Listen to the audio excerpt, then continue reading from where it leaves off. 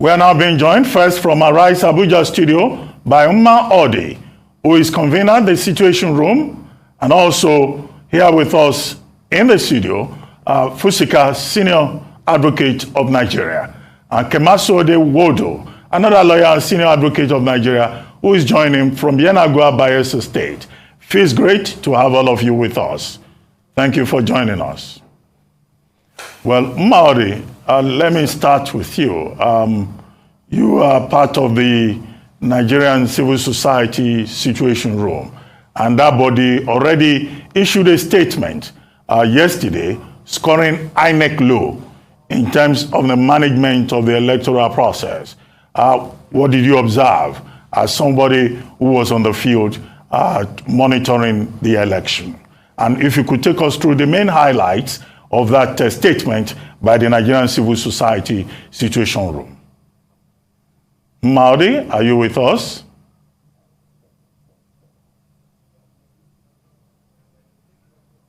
Hello? Maudi, can you hear me now? Sure. Yes, Maudi, if you heard me, please go ahead. I wanted you to take us through that statement by the Nigerian Civil Society Situation Room issued yesterday, scoring INEC low in terms of the management of this election and the various glitches that were observed, and your own observations as someone who was out there on the field as an election observer. Okay, yesterday we just issued another press release now, Nigerian Civil Society Situation Room, which is also in line with what we issued yesterday. Yesterday, we went to observe. I have to start from my point before coming to Nigerian Civil Society Situation Room, a report from across the country and our network of observers. We went round before 8. We went to we went to over 20 polling units in the morning before 8:30. We didn't cite any INEC personnel or material. It was when we got to Kabusa registration area that we saw many INEC vehicles loading to go to their polling units. And we saw a polling unit of INEC in that Kabusa registration area that has 1,916 registered voters. They have their materials, they have their personnel, but they didn't bother to even set up. And when I was snapping pictures of what was going, he said, please, madam, leave here. I said, I can't leave here. You are here, you refuse to start. I have to make reports to Nigerian Civil Society Situation Room. And even while we were complaining of Abuja, the situation of Southeast was so bad that at the point we issued the release, only 6% of entire southeastern Nigeria where INEC personnel and materials were deployed to only 6% areas, polling units. And the worst is that the Okpala Avenue, that is opposite INEC office in Enugu, there was no INEC personnel, no INEC material till up to 11 a.m. and even 12 p.m. in the midday. So, and we don't know this. And that this INEC, this is the worst election I have observed since 1999. I've never seen the things I saw yesterday in the field. When they come late, the personnel, they first of all take their time to paste things on the wall. After, they will take another time to come and do voter education for voters who have been waiting since 7 a.m. Say how you will queue, how you will vote. After they have finished explaining, then they will start accreditation if the BVAS is working. The next thing they will say ink has finished. And this is the most expensive election, almost $1 trillion. Not even the money from donor agencies. And we cannot understand or explain what happened yesterday. The Imesi Wuruwuru is sent. And I never knew that we have to come to a time in our lives that when the Wuruwuru, who is even a reproach and a byword in Nigerian electoral system, will become a saint. Yesterday it happened. Yesterday it happened. By 12, former NLC president were calling Situation Room that in the whole of Maiduguri, they didn't cite ANEC or personnel. At that point, they were going from polling unit to polling unit. The same call we were receiving all over. People were even saying, what can we do? And people, and the most significant thing we witnessed yesterday is the people. Nigerians came in the southeast, despite the threats of insecurity. They came as early as 5 a.m. and they sat there. Many of the people started going there around 2 p.m., 2:30 p.m. When the polls supposed to have closed, that's when they started going in pockets of places. If I will send the report which just issued, 13 states, many of the polling units they didn't even see ANEC personnel materials till the end of yesterday. And that is where our observers observed, because we have only 2,520 observers from our network of observers. But we have 196 polling units. So many of those places we don't have observers. We don't even know what happened there. So ANEC has to compile a list of the polling units across the country where they didn't organize the election yesterday, or where talks disrupted the elections, so that they will organize elections in those polling units, because Nigerians cannot be shortchanged. And this is the limit we will have. Enough is enough. We can't have a woo-woo in 21st century. It's not possible. Thank you. But Umma, you talked about the Situation Room report. There was a preliminary report yesterday. You said the Situation Room has just released another report. Are the details of those two reports different from the account I just left the press conference. Excuse me? No, this time around we gave details. This time around we gave details of the happenings at different places. Thank you, ma'am.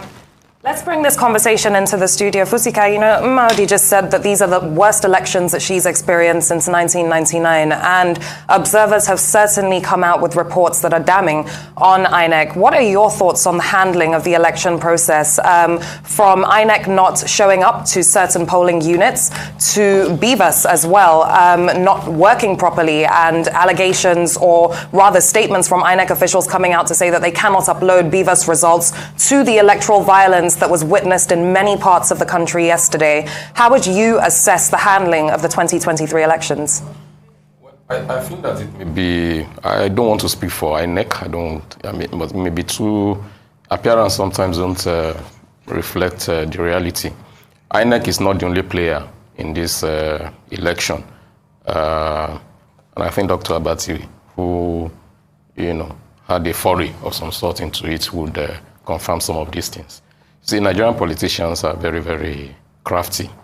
Earlier on we were told about a polling unit without a pad, ink pad for people, 2 persons that are supposed handling about 1,000 people. I would want to believe that in the normal course of things, INEC would have provided those materials, would have made arrangement for personnel. It's unthinkable to think INEC would not have done that. But our Nigerian politicians, they do a lot of polling. Oh. They know where they have strengths, where they have weaknesses, and so on and so forth. And as they are planning to win, they are also planning on what to do if things do not go out well for them. I'm not saying that was what happened, but don't rule out situations where Nigerians like us who were supposed to go and conduct elections will fall under the influence of some other persons and say, please don't turn up, don't just go there. So to create a confusion. Nigerians who are supposed to be delivering on this INEC mandate will be told, okay, maybe they know how many minutes it takes for somebody to vote. So if you have 1,000 voters in a polling unit, for instance, you need so number of hours. They simply influence those people to say, don't turn up by 11, don't turn up by 8:30, go there by 12, or 1 o'clock or whatever. Or if they cannot achieve that, they say, okay, just say you don't have ink, you don't have pad, you don't have this, you don't have that. So INEC alone cannot ensure free and fair. I'm not, they could do better with their, but they alone need INEC needs the cooperation of every Nigerian to, deliver free and fair elections. And that's all this talk about, structure and so on and so forth. You talk about people earlier before you came in Warri. You saw a situation where people are gathered saying we want to vote, and they are being told that voting had taken place, already in that place. Our politicians, they practice democracy, but they really don't believe in it. They will do anything to make them win. I think what INEC should do going forward is to find a way to remove their own system completely, if it is possible, from having to use state structures. Because when they come to a particular state, they cannot create their own fresh whatever. Maybe they bring in NGOs. I don't know how it's going to be done. As long as you continue to rely on the state to support you, you cannot, have a seamless process. These are states that since 1999, when they conduct local government elections, you see what happens. If there are 36 councils in a state, the party in power will win 36-0. If you have 1,000 councillors, the party in power will win all the 1,000 councillors, no other person. The only time we have semblance of election is actually when you have the federally organized election. But it's aspirational. We can only try to see, is the only, right now we can't, the only way to determine legitimacy of people in government is through this process. And with all its problems and all that, that's the only way it's going to be determined. We can't resort to road transport workers using whatever to change leadership or any other way. So we just have to take what is there. But the important point to make is that it is not, whilst INEC will be blamed for this, for not, it is almost impossible for you to sit to, I really don't believe it, that INEC will say, go and conduct election, no pad. It's not possible. It's just manipulation by some people trying to, maybe they have access to those officials and they just told them, okay, this is what we want you to do and so on and so forth. You see ballot papers, they've not even counted, thrown away somewhere. It's Nigerians that are doing it. So would INEC, unless there is a way INEC would discern when you want to use you as an official, then, to determine whether you will do your work the way it's supposed to be done or you are going to be susceptible to all manners of influence, on patriotic influences here and there. Okay, I see Mr. Kunle Adegoke has joined us. Mr. Kunle Adegoke, Senior Advocate of Nigeria. Thank you very much for joining us. Now, very quickly, Mr. Adegoke, I would like to ask you this question. The Electoral Act talks about open secret balloting. In section 122, it talks about the requirement for secret voting. But in this election, yesterday, we saw quite a number of prominent persons after voting. They not only brandish to advertise the party that they voted for, they were even taking photographs and even announcing how they voted. Now, under section 122, subsection 4 of that Electoral Act, we're told that that's illegal. And that the person who does that is liable to 100,000 naira fine or 3 months imprisonment or both. And the persons involved here will include the President of Nigeria himself, President Muhammadu Buhari, showing how he voted and posing for photographs. The Attorney General of the Federation himself, his pictures are all over the place showing how he voted. The Governor of Benue State, Samuel Otom, Senator Oji Uzor Kalu, I think I also saw his photograph. So what is the implication of this for the integrity of the electoral process if prominent persons are the ones themselves violating the law? Right, thank you, Doctor. What transpired yesterday with respect to the individuals you mentioned is something that is not statutorily correct. And it is wrong, it is an offense under the Electoral Act for anybody, whatever is the status of that person, to vote and now display to the people or leak information about which particular candidate somebody else voted. In this regard, we'll see that what the president and the other people that you mentioned did is not only sanctionable, it is criminal. And it is something that is quite appreciated, that they may want to show to people they want to please that they actually voted for them. I think assurances they gave earlier to such individuals should have been sufficient, and it is completely out of place if high-ranking government officials and notable eminent Nigerians are the ones that are seen perpetrating such a wrongful act that is not only violating the provisions of the Electoral Act, but it's equally setting a very wrong and criminal precedent that other people, less privileged individuals, may even want to copy. So what the president did is quite objectionable. It is condemnable. He's only lucky that right now he still enjoys what we call immunity from prosecution under the Nigerian constitution. Such other individuals who actually did it may have to be proceeded against immediately. But unfortunately, who is going to bail the cat in this instance now? Who is going to guard the guards when the Attorney General of the Federation was even reported to have engaged in a similar thing? And that is where it is pretty impossible to be able to proceed against these individuals for now. Probably after the expiration of their tenure, the appropriate authorities may have to take appropriate steps to not only condemn what they have done, but to equally make the people know that violation of any provision of the Electoral Act, it may not lead to the nullification of the election in that particular polling unit, because we cannot nullify the expression of the people based on the act of a particular individual that can be shown to have done something statutorily wrong. Where such an act cannot affect the result of that particular polling unit, we must still show it to be a deterrent to others by proceeding against such individual. Probably after May 29, the president may realize what he has done if the system is capable of righting such a wrong. And I think it is something that INEC will have to put in the cooler and will be expected to really take a step about. Otherwise, others will continue copying it. It is wrong. Mr. Adegoke, thank you. Let's also bring in Kemaso Adewodu, another lawyer and senior advocate of Nigeria, who's joining us from Bayelsa State. I'd like to get your thoughts as well on the electoral process itself, how things have gone in Bayelsa State. But first, your comments on the breaking of the Electoral Act that we've seen by government officials when voting yesterday. What are your thoughts on that? And then what are your thoughts on how the process has gone in Bayelsa State, as many people in the state will be voting today rather than yesterday?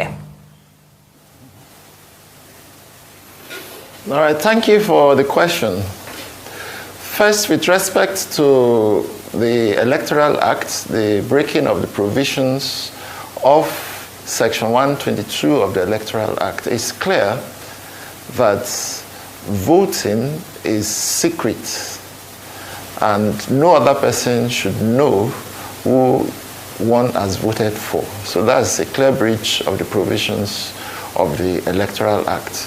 Then, with respect to the elections in Bayelsa State, they had very serious challenges with distribution of electoral materials. I don't know what happened, but at least in 5 wards in Yenagoa, elections could not take place. They are taking place now as we speak. I think that in the organization of the election, they had a lot of technical and logistics problems. These are issues which they will need to address. Then another issue which is of serious importance to me is the voting process itself, particularly the accreditation. The Electoral Act, as in, I think, 47 of the Electoral Act, 1, 2, and 3, provided that accreditation should be by means of smart card reader or any other technological device. And INEC has introduced the BVAS, which it has used in 2 previous elections, that's these by-elections, and then which it's using now. So with that provision of the law, there's no room for manual accreditation with the use of the hard copy of the voters' register. It takes time. I saw on TV where voting took place at about 2 or 3 a.m. in some states. And that's because in addition to accreditation with the use of the beavers, they are also accrediting manually using voters register. And it takes time to look at the voters register, confirm the name, identity, card numbers, face of the voter, and ticking it. It takes a lot of time. And that is a process which we have moved away from. In the new Electoral Act of 2022, it was the system before, but it's no longer the system. So INEC would need to do away with it. INEC has included these provisions in paragraphs 19E, 2, and 3 of its guidelines, and which, as far as I'm concerned, are illegal, because by virtue of the provisions of Section 47 of the Electoral Act, where the beavers machine does not work, the election should be postponed. They can't even resort to manual accreditation by use of the hard copy of the voters register. So when there's no provision enabling the use of the hard copy of the voters register for process of accreditation, INEC, I think, is wrong to use that manual accreditation to delay the process, which led to a lot of problems. Of course, if election is going on and taking place in the night, it presents a lot of problems. So for purposes of the next set of elections, INEC will need to re-examine the accreditation process. So that, because if they're using only the beavers, it shouldn't take time.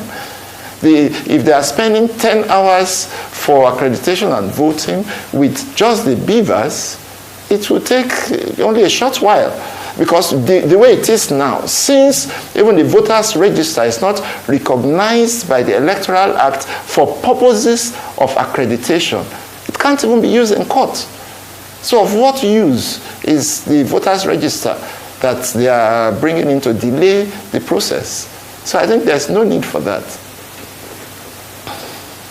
Well, thank you, SAN. Let me come back to you, yes, Maudi.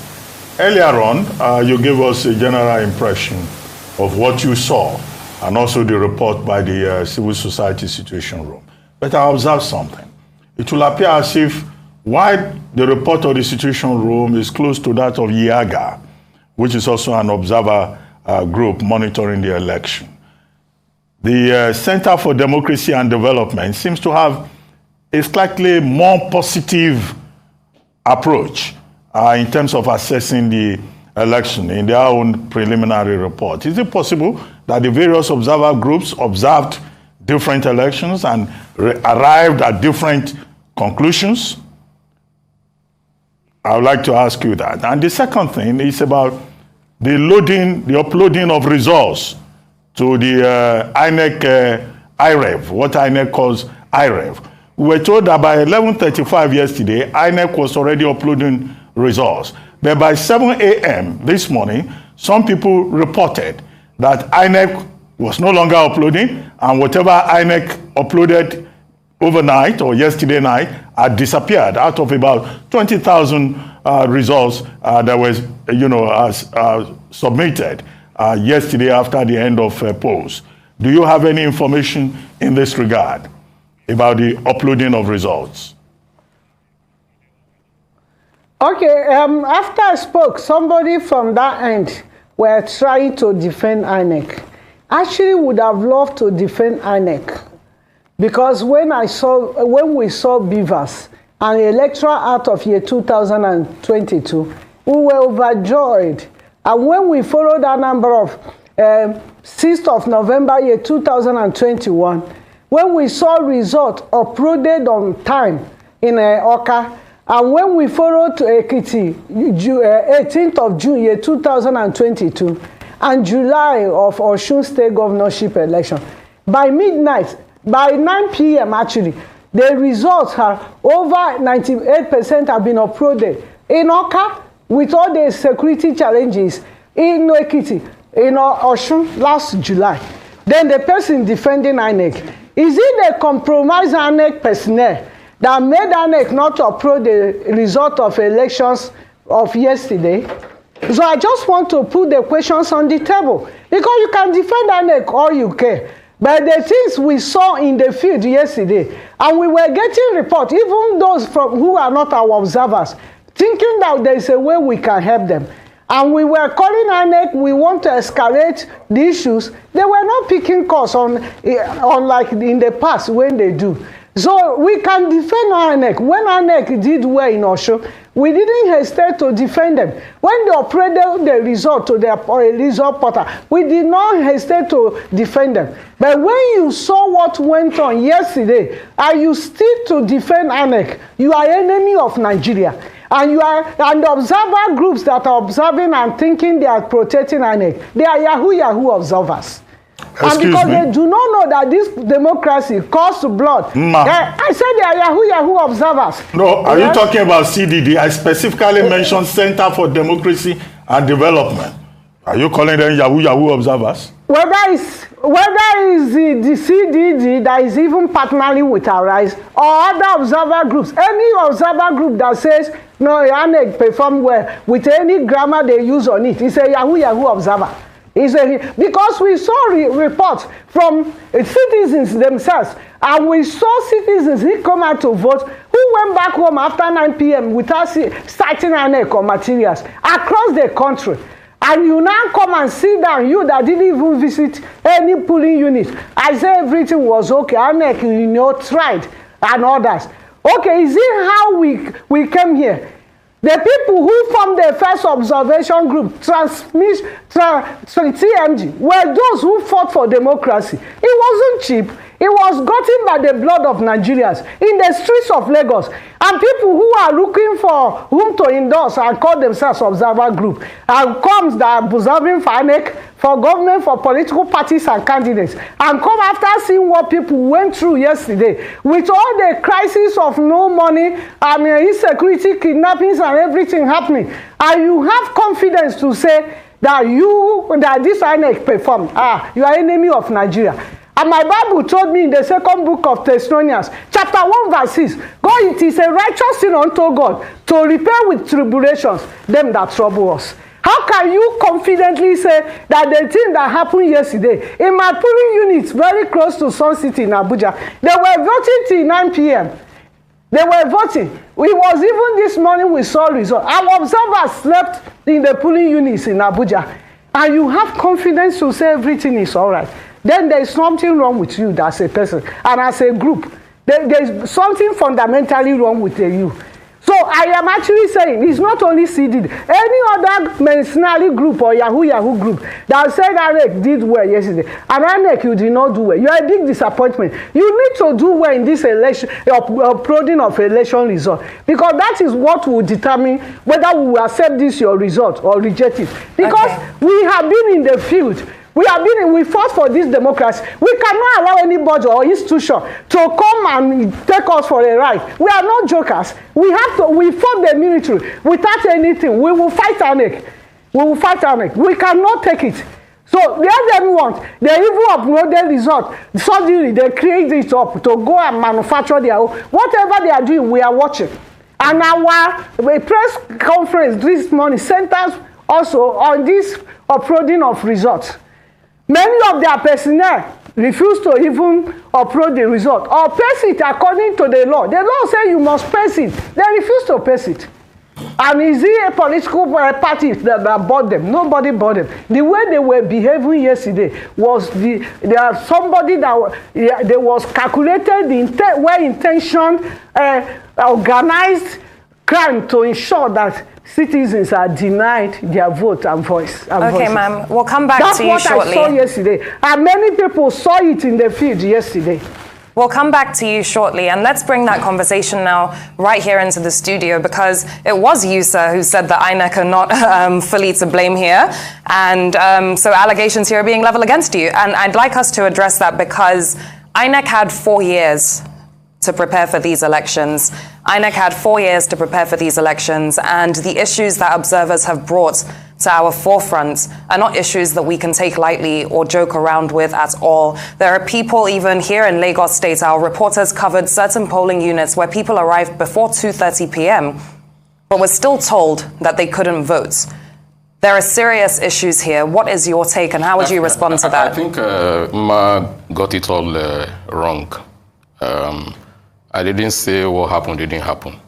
I'd been here earlier this morning, and I've made my analysis, what I observed, and so on and so forth. What I said, and I stand by, is that certain structures beyond INEC, what these politicians and what they call structure, this person doesn't have structure, this one has structure, have played a major role in bringing about what we have witnessed.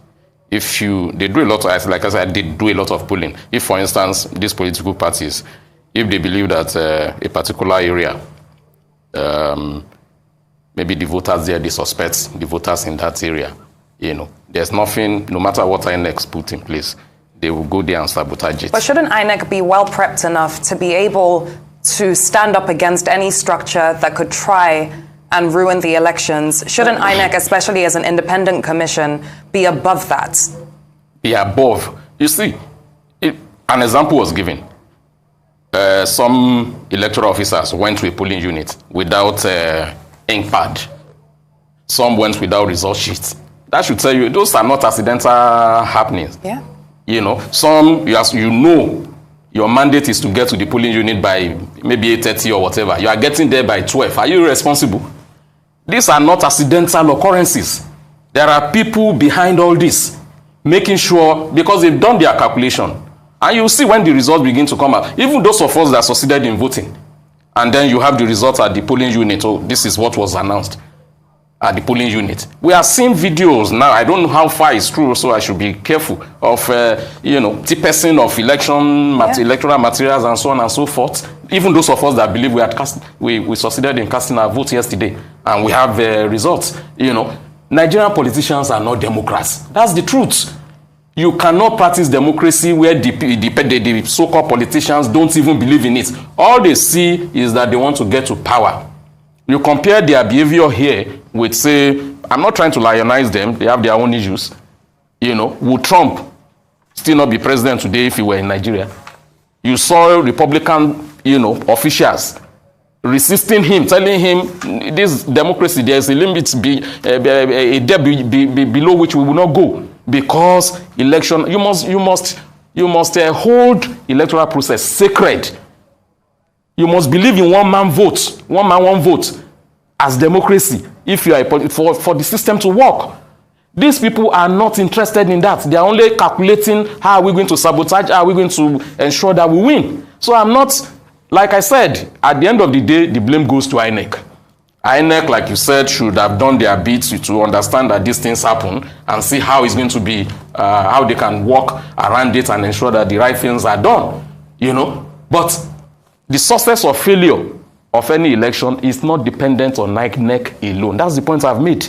Somebody will go to a polling unit and say it doesn't have ballot, it doesn't have the most important, you have to turn print and all that. It doesn't have it. It's not accidental. It's organized. It's planned. That's what I'm saying. Okay, Mr. Adegoke, let me come back to you. Very quickly, there have been complaints, particularly by the Labour Party, that the party's logo was omitted in the National Assembly elections in Lagos and also in Ondo State. And the INEC chairman, during his preliminary briefing yesterday, said space had been provided on the ballot paper for people to just write in case of any omission.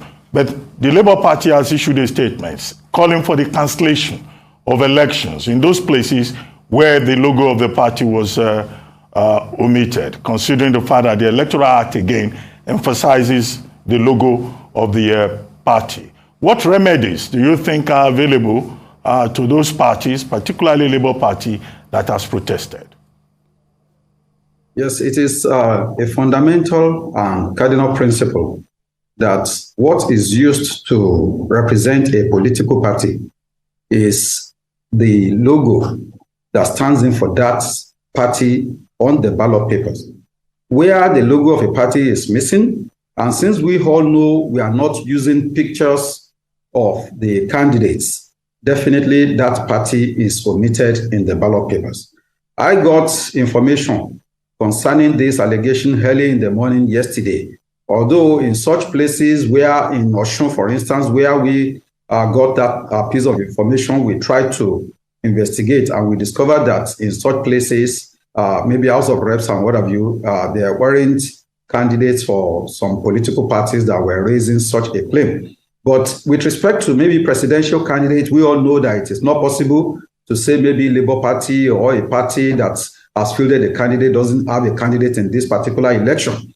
And where the logo of the party is missing, the best is for INEC to treat such a particular unit, a particular constituency. For instance, if it is, let us say, Egwedore local government, for instance, or something of that nature, then the main thing is to treat the election in that particular area as not conclusive and may have to be done all over. And the INEC, the Electoral Act, has provided opportunities for certain instances where election may be postponed. For instance, where the Beavers machine is malfunctioning. It doesn't say just go ahead and complete it and then announce results. It says the election, if no other Beavers machine could be brought by till the end of voting on that day, then voting in that particular unit will have to be postponed till the following day. INEC may have to treat such centers where the ballot papers did not reflect the logo of Labour Party or any other political party. It is not only for us to show that INEC is trying to be fair alone. It is to project to the people, to the masses, that the electoral process is held in a very respectful and respected manner. Where we violate the electoral process by INEC omitting to do what it is statutorily and constitutionally obliged to do, we are not projecting an image of an unbiased umpire to the public. And the people will be losing confidence in the electoral process. The danger there is that people will be taken to violence, which is not in accordance with the principles and tenets of democratic change. So I believe the best INEC can do in such units is like this. We still have a few number of days within which election in polling units or constituencies where elections will not be held will have to be conducted all over, so that results in such places would not be announced right now. There won't be any return, for, just like a polling unit where Beavers machine does not work. There won't be a return for such polling units or constituencies, as the case may be. And then when the election is reconducted, the results will come out, will now be added to others. And in the next few days, the results in such places will come out, and we will have a complete result by which the winner can be declared. Where somebody is still not satisfied, another remedy is for such a party that is not satisfied with the outcome of the election to proceed to the election petition tribunal, where all allegations, grievances, and what have you can be tabled before the panels, and then the legal process will take its course. So I believe that there are remedies for such a party that is complaining of non-compliance with the provisions of the Electoral Act. Thank you, sir. Mr. Wadu, let's come back to you, and I'd like to switch the conversation up a bit now and speak about the possibilities of a runoff. Many believe that these elections are still too close to call. For the sake of our viewers, can you walk us through what that scenario would look like if we are heading towards a runoff, first of all, and secondly, what your thoughts are on that possibility? All right. First of all, I think that the way it is, where we have about 3 or 4 serious candidates with possibilities of winning the election, I think that there could be a runoff. But what the Constitution calls that runoff election is second election, in fact, second and third elections. The provisions of Section 134, particularly 2, specify the circumstances under which a candidate, a presidential candidate, can be declared winner of an election. And the first is that the person must have the highest number of votes cast in the election. And secondly, the person must have 1/4 of the votes cast in 2/3 of the states of the Federation.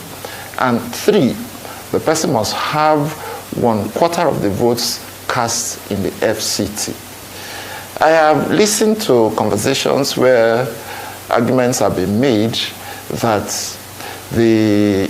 in respect to FCT should be considered as part of the states, and in which case the candidate to be declared winner should have 2/3 of one quarter of the votes in 2/3 of the states, including FCT, thereby making FCT the 37th state.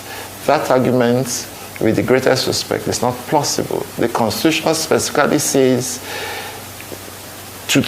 one quarter of the votes in 2/3 of the states and FCT. So the candidate must have one quarter of the votes in FCT. The Constitution, as mentioned in Section 3 or 4, one of those sections, the states and listed all of them out of the Federation. And FCT is not one of the states of the Federation. So it cannot be computed as part of the states of the Federation. And then in any case, if you want to use it as part of the states of the Federation, how do you compute 2/3 of 37 states? We'll go back to 23 2/3 or those arguments that were canvassed in election tribunals in 1979. So it's very clear. So if no candidate meets those constitutional requirements to be declared as a winner of the election, there will then be a second election. That is Section 134, 3 and 4 of the Constitution. And that second election will be between two candidates. The first, there's no problem, very clear, which is the person with the highest number of votes in the election. There's no problem with that. But the problem is with the selection by INEC of the second candidate. And what the Constitution provides is that the second candidate shall be the person with majority of votes in the highest number of states. That's in the first instance. There are some other complications. So who is the person with majority of votes in the highest number of states? It talks about spread, not necessarily the person with the highest number of votes. Let's take, for instance, maybe candidate, apart from the person that has the highest number of votes, who is the first candidate, amongst the remaining candidates, let's say candidate B has 20 million votes, and he got the 20, and he has majority of votes, let's say, in 15 states. Then candidate C has 18 million votes and has majority of votes in 21 states. The person to be chosen as the second candidate will be the person with the lower overall votes, but who had majority of votes in more states than the first person. So the person who got, in the first instance, I think it's 20 million votes, then the second person, the first one, 20 or 21, the person with the lower number of total votes will be the person that will be chosen. And then there's also something else, and that is a difficult process because most Nigerians will not understand it. It requires a lot of enlightenment to say that the person who got maybe the second highest number of votes overall cannot be the second candidate in the election. It requires a lot of explanation. And I'd add cost to address a couple of fora in respect of this issue. At least like 2 weeks ago, I called for an urgent amendment of the Constitution, which is necessary and very important, and to make it such that the second candidate will be the person with the second highest number of votes. It doesn't end there. The same Constitution goes further and says where two or more candidates have equal majority of votes in the highest number of states, then the person with the highest number of votes in the election, excluding the first candidate, will then become the second candidate in the election.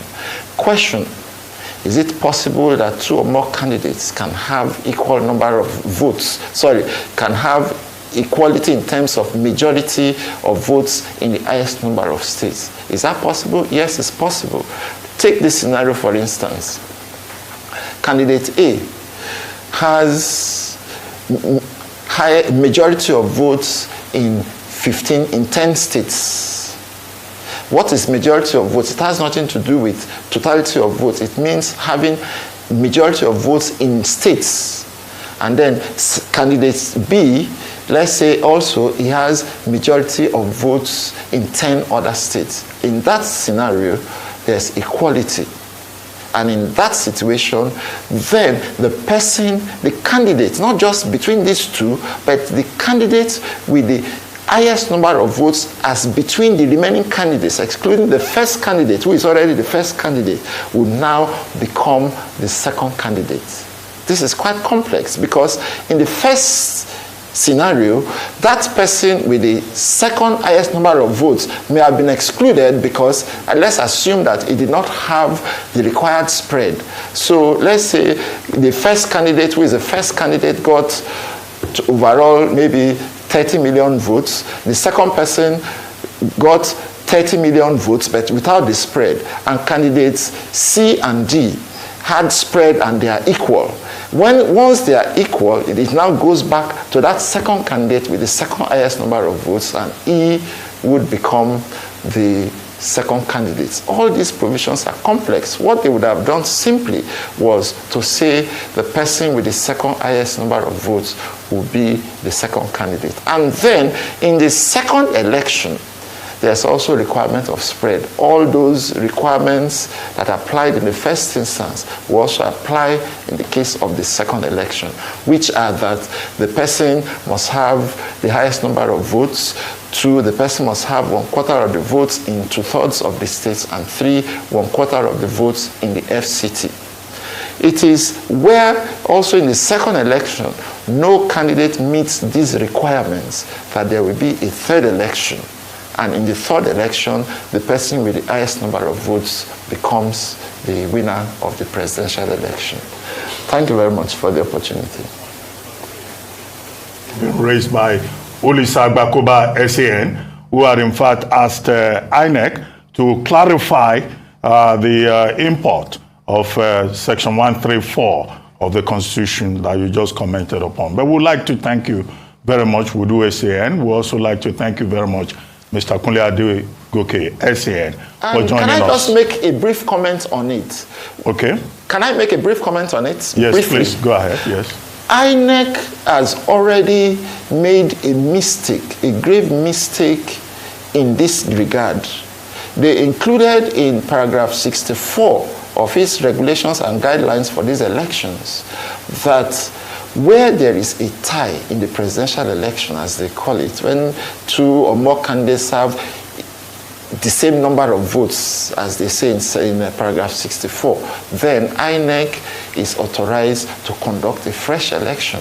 That is not in consonance with the provisions of Section 134 of the Constitution, because what guides the conduct of the second and third elections are the provisions of the Constitution. So they need to go back, sit down with their lawyers, and let them be properly advised so that there won't be any confusion in this process. Thank you, sir. Thank you very much, Mr. Kemasude Wodu SAN and Mr. Kunle Adegoke SAN.